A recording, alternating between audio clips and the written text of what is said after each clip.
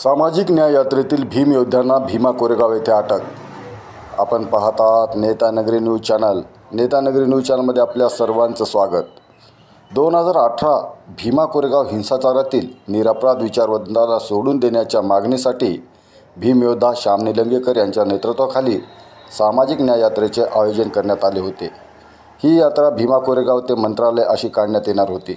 या यात्रेची सुरुवात 15 ऑगस्ट 2024 रोजी भीमा कोरेगाव पासून प्रारंभ करण्यात आली, परंतु पोलीस प्रशासनाने ही यात्रा थांबवून यात्रेत सहभागी असलेले भीम योद्धे श्याम निलंगेकर, काकासाहेब डावरे, संजय वाघमारे, जयकुमार डोईबोळे, विनोद वाघमारे, जयदीप पैठणे यांना भीमा कोरेगाव येथे अटक केली।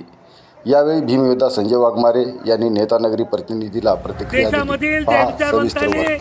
31 डिसेंबर 2017ला पुणे ह्या ठिकाणी एल्गार परिषद घेतली आणि त्या एल्गार परिषदेमध्ये ह्या विचारवंतांनी भडक भाषण केलं म्हणून त्यांना UAPAच्या कायद्याखाली, राष्ट्रीय द्रोहाच्या कायद्याखाली ह्या सरकारने डांबून ठेवलं आणि आजपर्यंत त्यांची जामीन झाली नाही। सर्वोच्च न्यायालय सांगतंय की कोणती जरी कलम जर लागली तर त्यांना जामीन देण्याचा अधिकार आहे।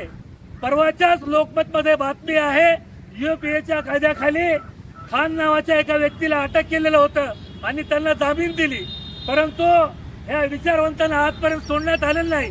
त्या अनुषंगानं आम्ही माननीय भीम योद्धा श्यामजी निलंगेकर यांच्या नेतृत्वाखाली आजपासून स्वातंत्र्य दिनापासून आम्ही ह्या ठिकाणी सामाजिक न्याय यात्रेचं आयोजन केलेलं आहे आणि ती न्याय यात्रा पुढे नेण्याचं काम आम्ही सर्व आंबेडकर चळवळीचे कार्यकर्ते, त्यामध्ये काकासाहेबजी डावरे साहेब, केशवजी थोरात साहेब, विनोदजी वाघमारे, जयदीप पैठणे आणि तुपेकर सर, आम्ही सर्वजण आणि इतर आमचे सहकारी आहेत ते सर्वजण या यात्रेमध्ये सहभागी होतील।